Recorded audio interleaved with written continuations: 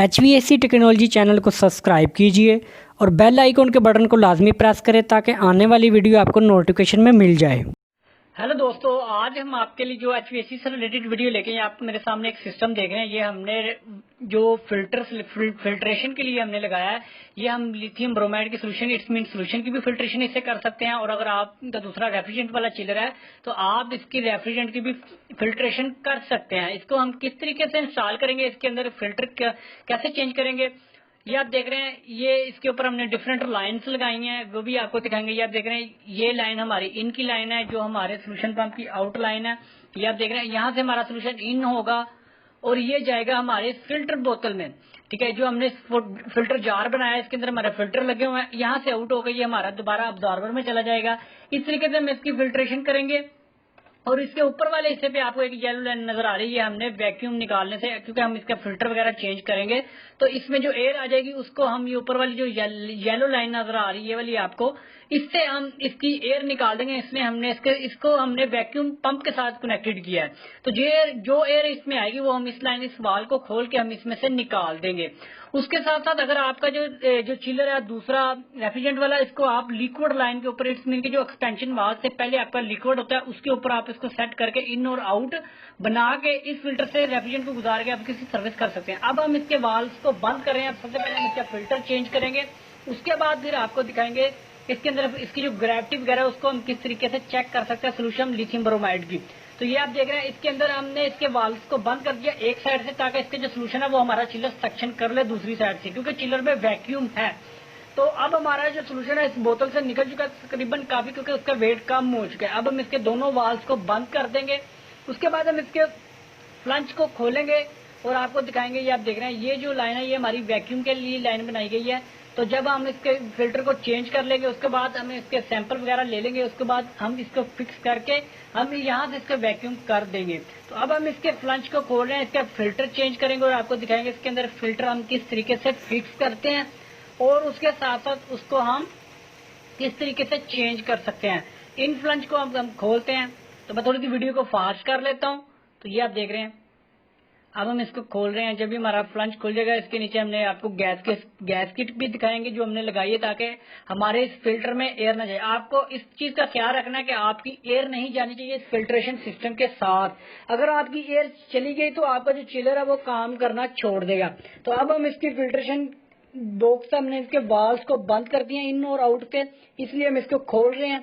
तो उसके बाद हम इसको जब फिक्स कर देंगे तो वाल खोलने से पहले हम इसको वैक्यूम करेंगे। तो ये आप देख रहे हैं, अब हम ये जो फ्लंच है वो तकरीबन खुल चुका है। इसके नीचे जो हम गैस किट इस्तेमाल करते हैं वो भी मैं आपको दिखाता हूँ। वो सिलिकॉन टाइप गैस किट है, ताकि हमारी एयर ना जाए। तो जब भी दो फ्लंच के दरमियान की जाती है वो आपको पता है कि गैस किट इस्तेमाल की जाती है। ये सिलिकॉन टाइप गैस किट है। तो अब हम इसके अंदर आपको दिखाते हैं। ये आप देख रहे हैं, हमने ये एक डेड प्लग टाइप इसका बनाया स्क्रू। तो इसके नीचे हमने एक रॉड है, रॉड के ऊपर हमने फिल्टर लगाया हुआ है। तो ये आप देख रहे हैं, अब हम इसको खोलते हैं इस स्टड को। तो इसके नीचे से हम इसके फिल्टर को निकालेंगे। जो हमारा सोल्यूशन आ रहा है हमारे अब्जॉर्बर से, पंप की आउटलाइन पे हमने एक लाइन लगाई है, वो इसके बाहर की साइड पे होगा। तो ये आप देख रहे हैं, ये फिल्टर का जो चोक हो चुका है काफी, तो इसको हम चेंज करेंगे। इसकी जगह पे हम एक नया फिल्टर लगाएंगे। ये बिल्कुल ब्लैक हो चुका है, बिल्कुल चोक हो चुका है।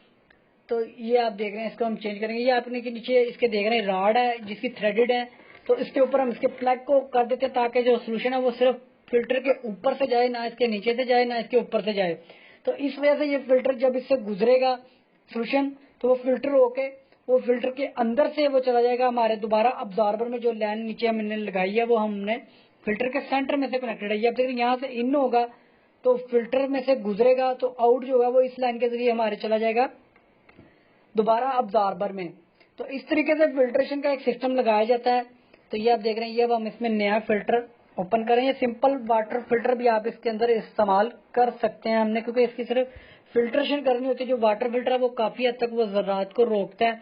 ठीक है, तो ये आप देख रहे हैं, इसके अंदर हम इसको फिक्स कर देंगे और ऊपर से फिर हम उस डेड प्लग से हम इसको अच्छे तरीके से टाइट कर देंगे, ताकि सोल्यूशन यहाँ से बाहर ना आए, बल्कि नीचे की साइड पे जो फिटिंग बनाई गई है डेड प्लग की, वहां से आउट होके वो हमारे दोबारा जो लाइन के जरिए हमारे अब्जॉर्बर में चला जाएगा। तो ये आप देख रहे हैं, हम इसको अच्छे तरीके से नीचे से बिठा देंगे ताकि वो प्लग के अंदर बैठ जाए। तो अब हम इसको अच्छे तरीके से जो ऊपर से भी टाइट कर देंगे, जो थ्रेडेड है वो हम इस प्लग के साथ टाइट कर रहे हैं। तो ये अच्छे तरीके से हमने इसको टाइट करके ऊपर से फ्लंच भी हम अच्छे तरीके से बंद कर देंगे। उसके बाद हम इसके सैंपल लेंगे और उसके सैंपल की हम उसकी ग्रेविटी भी चेक करेंगे सोल्यूशन की। तो अभी हम इसको बंद कर देंगे। तो ये आप देख रहे हैं कि आपने खास तौर पे इस चीज का ख्याल रखना है कि इसमें आपकी एयर ना जाए।